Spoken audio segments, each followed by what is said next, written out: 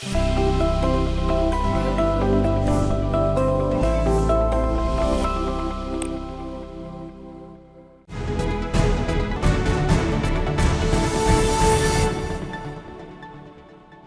मेरा नाम है अमिताभ और दृष्टि आईएएस की इस नई वीडियो में स्वागत है आपका। आज हम बात करेंगे एक ऐसे खाद्य पदार्थ की जिसे मिथिला की 3 प्रतिष्ठित सांस्कृतिक पहचानों में एक माना जाता है। व्हाइट गोल्ड या सुपर स्नैक के रूप में भी इसे जाना जाता है। इसके अंदर प्रोटीन, फाइबर, कैल्शियम, मैग्नीशियम और आयरन जैसे सूक्ष्म पोषक तत्व पाए जाते हैं। साथ ही साथ नवविवाहित जोड़ों के त्योहार कोजागरा के केंद्र में ये होता है। ये एक ऐसी जलीय फसल है जो कि भूमि, गड्ढों, झीलों जैसे स्थिर 12 मासी जल निकायों में उगाया जाता है।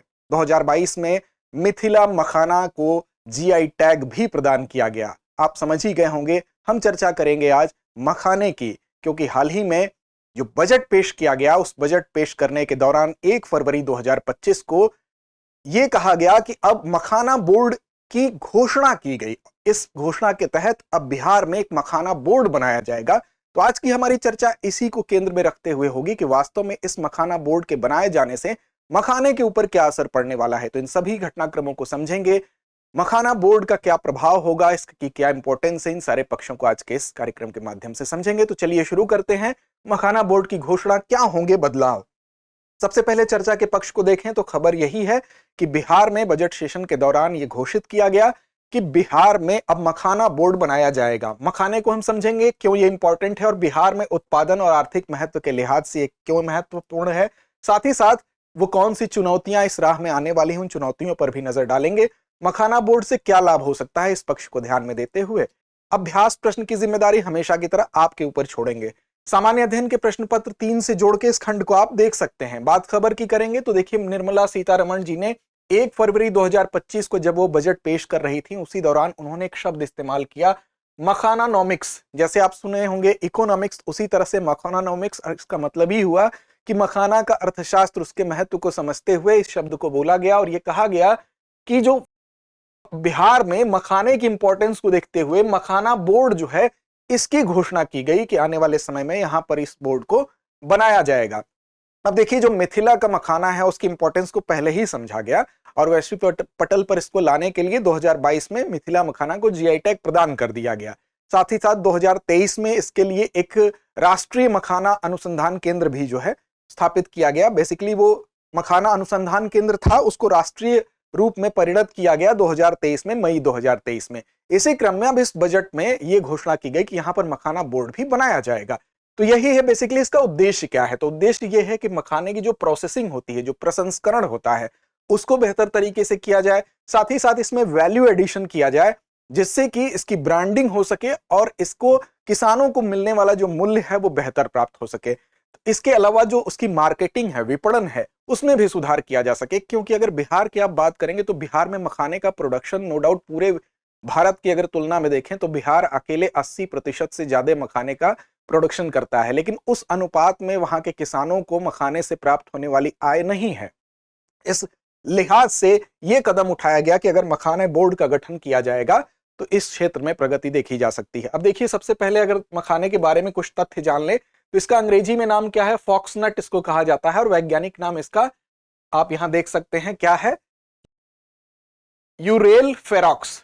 साथ ही साथ एक जलीय पौधा है और मखाने का जो पौधा होता है ये बेसिकली दक्षिण पूर्व एशिया और चीन ही इसका मूल निवास माना जाता है। बेसिकली ये दक्षिण पूर्व एशिया और चीन में पाया जाता है, लेकिन मूल इसका यहां है। वैसे दुनिया के हर कोने में ये इसका प्रोडक्शन देखने में दुनिया के हर हिस्से में मिलता है। आप देख रहे हैं एक जलीय पौधा है, जल में इस प्रकार से मखाने को उपजाया जाता है। और ये बेसिकली आप देखेंगे तो जो स्थिर जलाशय होंगे, चाहे वो तालाब होंगे, चाहे वो भूमि पर कोई गड्ढा होगा, झील होगा, दलदली जो क्षेत्र होगा, जो स्थिर 12 मासी जल होंगे, उसी में इसको उगाया जाता है। और बेसिकली कैसा इसका नेचर है, तो ये उष्ण कटिबंधी और उपोष्ण कटिबंधी जलवायु का पौधा होता है।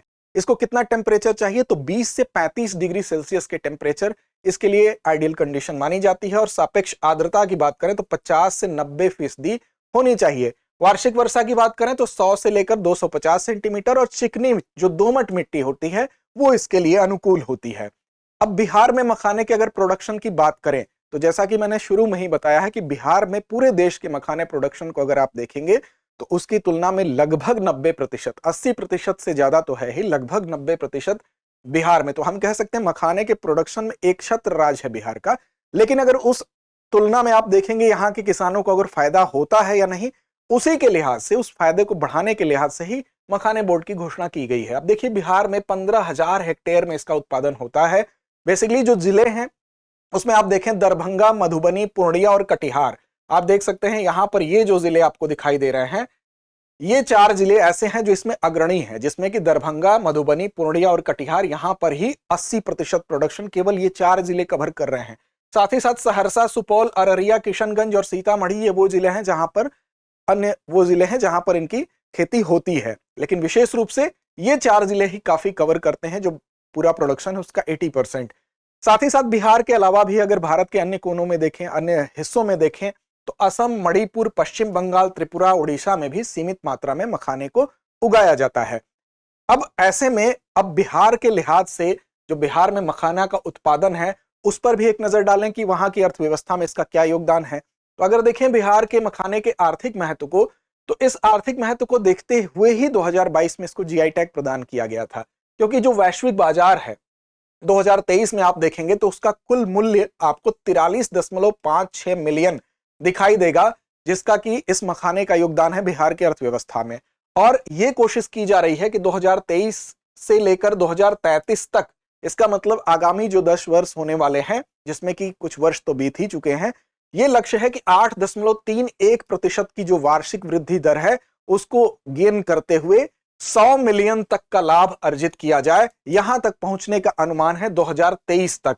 इस लिहाज से ही ये मखाने बोर्ड की घोषणा की गई है कि आर्थिक विकास जो है बिहार का, उसमें भी ये योगदान देगा। इससे पहले आगे हम बढ़े, आपको बता दें कि दृष्टि आईएएस मुखर्जी नगर की क्लासेस अब शिफ्ट हो चुकी हैं नोएडा में, और यहां पर ISGS foundation prelims mains offline batch की शुरुआत हिंदी माध्यम 21 फरवरी सुबह 11:30 बजे और इंग्लिश मीडियम 17 फरवरी शाम 6 बजे से हो रही है। साथ ही साथ जयपुर में आईएसजीएस फाउंडेशन बैच की सूचना है 19 फरवरी सुबह 8 बजे, 24 फरवरी सुबह 11 बजे और 24 मार्च को 5:30 बजे से नए बैच की शुरुआत हो रही है। अब देखिए बजट में इस घोषणा की इंपॉर्टेंस क्या है। देखिए अगर बिहार में बात करें तो बिहार नंबर 1 पे है, इसमें कोई दो राय नहीं है। लेकिन जब हम बात करते हैं कि यहां से निर्यात क्या है, एक्सपोर्ट की कंडीशन, एक्सपोर्ट की कंडीशन अगर देखें तो निर्यात में बिहार हमको पिछड़ा हुआ नजर आता है। जबकि बिहार की तुलना में आप देखेंगे तो पंजाब और असम ये ऐसे 2 राज्य हैं जो कि एक्सपोर्ट करने में, निर्यात में अग्रणी हैं। तो बिहार ज्यादा प्रोडक्शन करने के बाद भी निर्यात ज्यादा नहीं कर पा रहा है, इसकी वजह से ये एक चिंता की बात थी।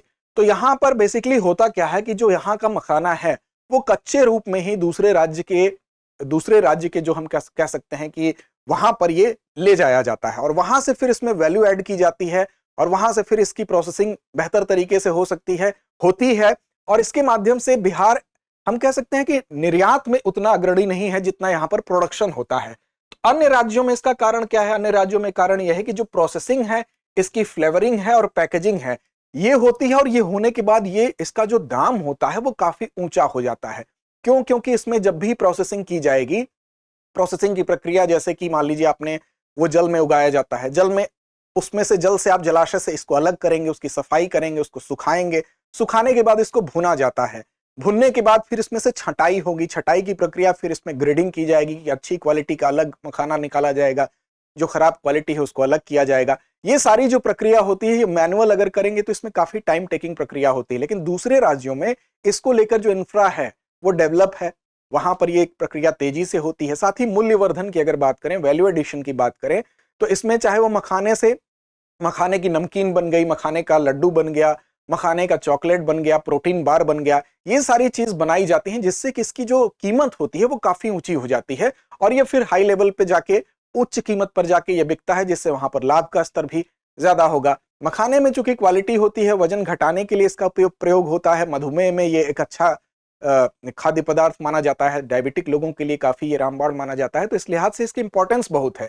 बस कमी क्या है? कमी यह है कि यहाँ पर उसकी ब्रांडिंग और प्रमोशन ठीक से नहीं हो पाता है, हम उसमें बिहार में वैल्यू ऐड नहीं कर पा रहे हैं। इसीलिए जो प्रोसेसिंग की प्रक्रिया है उसको ठीक करने के लिहाज से ही अब ऐसा अनुमान किया जा रहा है कि जब मखाना बोर्ड बनेगा तो इन सारी चीजों पर ध्यान दिया जाएगा। अब देखिए समस्या के रूप में आप देखें, बिहार में जो फूड प्रोसेसिंग है, इस उद्योग का काफी अभाव है। यहाँ पर लैक ऑफ फूड प्रोसेसिंग की वजह से, फूड प्रोसेसिंग उद्योग के अभाव की वजह से अन्य राज्यों में ये प्रक्रियाएं अपनाई जाती हैं और वहां पर उच्च कीमतों पर ये बिकने के लिए तैयार होता है, जो कि ये प्रक्रिया अगर बिहार में होती तो यहाँ के किसानों को ज्यादा लाभ हो सकता था। साथ ही साथ अगर बात करें कि कोई भी चीज के लाभ होने में, उसके लिए सबसे जरूरी चीज होती है कि आप कैसे उसका परिवहन आसानी से कर सकें। तो यहां पर देखिए निर्यात का एक और निम्न होने का कारण यह है कि यहां पर जो भी हवाई अड्डे हैं वो कार्गो सुविधा से लैस नहीं है। कार्गो सुविधा का मतलब जो भी माल निर्यात किया जाता है, माल को ले जाने ले आने के लिए, इस सुविधा की कमी है। यहाँ के जो हवाई अड्डे हैं वहां पर अगर कार्गो सुविधा होती, उनको लोड करने के लिए, उनके स्टोरेज के लिए कोल्ड स्टोरेज होते, साथ ही साथ हम कह सकते हैं कि इसके लिए अलग से जो टर्मिनल बनाए जाते हैं, कार्गो टर्मिनल, अगर ये सारी चीजें होती तो शायद यहां से जो निर्यात है उसको और बढ़ाया जा सकता था। और किसानों को उचित मूल्य नहीं मिलता है, क्योंकि किसान क्या करते हैं, स्थानीय बाजारों में जाकर किसान अपने मखाने को कम कीमतों पर सेल कर देते हैं। जबकि अगर ऐसा टर्मिनल बना होता तो किसान डायरेक्ट वहां जाते और उनको अच्छी कीमतें मिल सकती थी, जो कि शायद मखाना बोर्ड बनने के बाद देखने में आ सकता है। अब देखिए बिहार में मखाना उत्पादन की चुनौतियां क्या क्या हैं। तो चुनौतियों में यही है कि बिहार में अभी तक जो तकनीकी अपनाई जा रही है वो एक परंपरागत तकनीकी है, और उससे आप 1.7 से 1.9 टन प्रति हेक्टेयर ही प्रोडक्शन कर पा रहे हैं। जबकि इसकी क्षमता क्या है, कुछ ऐसी यहां पर मखाने की किस्में हैं जो कि प्रति हेक्टेयर उत्पादन अगर आप देखें तो 3.5 टन तक प्रति हेक्टेयर उत्पादन हो सकता है, जिसमें कि स्वर्णा वैदेही हो गया, आपका सबौर मखाना वन हो गया। ये कुछ ऐसी इसकी किस्में हैं जिससे कि प्रति हेक्टेयर उत्पादन की मात्रा बहुत ज्यादा हो सकती है। तो अभी भी परंपरागत हम कह सकते हैं किस्मों को अपनाने के कारण और परंपरागत तकनीकी को अपनाने के कारण यहाँ पर प्रति हेक्टेयर मखाने की जो प्रोडक्शन है वो ज्यादा नहीं हो पा रही है। दूसरी बात अगर करें तो यहाँ पर मशीनीकरण की कमी है, और जो श्रम है वो इसमें कठिन श्रम की जरूरत पड़ती है। जैसा कि मैंने शुरू में ही बताया कि जलाशय से आप निकालेंगे, मखाने की सफाई करेंगे, उसको सुखाएंगे, उसको भूनेंगे, छटाई जो ग्रेडिंग होती है उसको करेंगे, तो इसके लिए श्रम की आवश्यकता होगी, और श्रम जब महंगा होगा तो लाभ का अंश भी कम होगा। साथ ही साथ अगर ये चीजें मशीनीकरण बेहतर हो सके, ऐसी मशीनों को डेवलप किया जा सके जो कि मखानों को निकालने में, उनकी ग्रेडिंग करने में सहायता कर सके, तो इस प्रक्रिया को काफी बेहतर बनाया जा सकता है। क्योंकि ये टोटल गोताखोरी पे ही डिपेंड है, इसमें कटाई से लेकर हर चीज, अब मैनुअल इसमें फोर्स काम आता है। तो प्रसंस्करण पूरी तरह से यहाँ पर मैनुअल प्रक्रिया है, इसकी वजह से ये एक बिहार में बड़ी चुनौती बना हुआ है। अब बिहार में अगर आप बात करें, अगर हम इसको तभी बेहतर बना सकते हैं जबकि कोई ऐसी प्रभावी मशीन हम यहाँ पर उपयोग करें जो कि मखाने की कटाई में मदद कर सके। साथ ही साथ असंगठित बाजार और बिचौलियों की जो भूमिका है उसकी वजह से किसानों को कम लाभ होता है, क्योंकि किसान जो अपनी फसल है अभी क्या करता है, सस्ती कीमतों पर बिचौलियों को सेल करता है, और बिचौलियों से दूसरे राज्य के बड़े खरीदार ले जाते हैं। तो एक बड़ा लाभ का अंश जो होता है वो बीच में बिचौलियों को प्राप्त होता है, जो कि डायरेक्ट किसानों को मिल सकता है। ऐसी दशा में अगर एक ऐसा टर्मिनल होगा जहां पर कार्गो टर्मिनल की जो हम बात कर रहे थे, तो डायरेक्ट किसान जाएगा और वहां पे उसको सेल करेगा। यहां से चीजें जहां भी जानी होंगी, प्रोसेसिंग अगर यहीं पे होने लगेगी चीजें, तो वहां पर किसान को अच्छी राशि मिल सकेगी, अच्छा लाभ मिल सकेगा। तो हम कह सकते हैं जो लंबी सप्लाई चेन है जिससे कि किसानों को कम कीमत मिलती है, ये भी एक चुनौती है, और राज्य सरकार को भी इससे कम राजस्व प्राप्त होता है। तो ये कुछ प्रमुख चैलेंजेस हैं, कुछ प्रमुख चुनौतियां हैं। अब कैसे मदद करेगा मखाना बोर्ड? तो देखिए मखाना बोर्ड में यही जो चुनौतियां हैं इनको दूर करने की कोशिश की जा रही है। 100 करोड़ रुपए का इसके लिए बजट है, जो कि बोर्ड जब बनेगा तो किसानों को सबसे पहले वो स्किल्ड करेगा, वो प्रशिक्षित करेगा कि कैसे अपनी जो कार्य करने की क्षमता है उसको बढ़ाया जा सके। दूसरी चीज क्या है कि इसके अनुकूल, इस उद्योग मखाना उद्योग के अनुकूल माहौल बनाया जाएगा। उसमें क्या क्या किया जाएगा? तो सबसे पहली चीज है कि फूड प्रोसेसिंग यूनिट जो है उसमें निवेश किया जाएगा, ताकि जो फूड प्रोसेसिंग अभी बाहर के राज्यों में जाकर हो रहा है वो यहाँ पर प्रोडक्शन ज्यादा है तो फूड प्रोसेसिंग यहीं पर हो सके। साथ ही साथ इसके भंडारण के लिए कोल्ड स्टोरेज की व्यवस्था, मार्केटिंग के लिए इंफ्रास्ट्रक्चर का निर्माण किया जाएगा, चाहे वो सड़कें हो गई, चाहे वो हवाई अड्डों को ठीक तरीके से डेवलप किया जाना हो गया, जहां पर आपके लिए टर्मिनल्स इसके लिए स्पेसिफाई तरीके से बनाए जाए, निर्यात सुविधाओं का विकास किया जाए। साथ ही साथ जो पटना के अलावा जो अन्य कुछ 2-4 ऐसे हवाई अड्डे हैं जिनको कि कार्गो निर्यात के लिहाज से समृद्ध बनाया जा सकता है, जिसमें कि पटना हवाई अड्डा के अतिरिक्त आप देखें तो पूर्णिया, दरभंगा हवाई अड्डे को भी कार्गो सुविधाओं से लैस करने की बात इसमें की गई है, जिससे कि अगर ऐसा होता है तो आने वाले समय में हमको अच्छा परिणाम देखने को मिलेगा। सिर्फ प्रोडक्शन ही नहीं बल्कि निर्यात में भी बिहार अग्रणी हो सकेगा। इसके अलावा मसाला बोर्ड अगर हम क्षमा करिएगा, मखाना बोर्ड अगर बनता है और सही रणनीति अपनाते हैं तो ये उद्योग और विकसित हो सकता है। सरकार की असली परीक्षा ये है कि वो निवेश को कैसे आकर्षित करे, साथ ही साथ किसानों को कैसे और लाभ पहुंचाए और बिचौलियों की भूमिका को कैसे वो कम करे। अगर इन सारी समस्याओं से निजात सरकार पा लेती है तो निस्संदेह वैश्विक बाजार में मखाने की अपनी एक इंपॉर्टेंस को साबित करने में बिहार अग्रणी रहेगा। अंत में आते हैं आज के अभ्यास प्रश्न पर। आज का अभ्यास प्रश्न आपके लिए हम देते हैं और आपकी जिम्मेदारी बनती है इसका सही जवाब देने की। मिथिला मखाना को भौगोलिक संकेत अर्थात जीआई टैग कब प्रदान किया गया? विकल्प आपके सामने हैं, 2018, 2020, 2022 या 2023। तो इस प्रश्न का सही और सटीक जवाब देना ना भूलें। लड़ते रहें, अपने लक्ष्य की ओर बढ़ते रहें। डियर व्यूअर्स, अपने एग्जाम की तैयारी को और बेहतर करने के लिए हमारे चैनल को लाइक, शेयर और सब्सक्राइब करना न भूलें।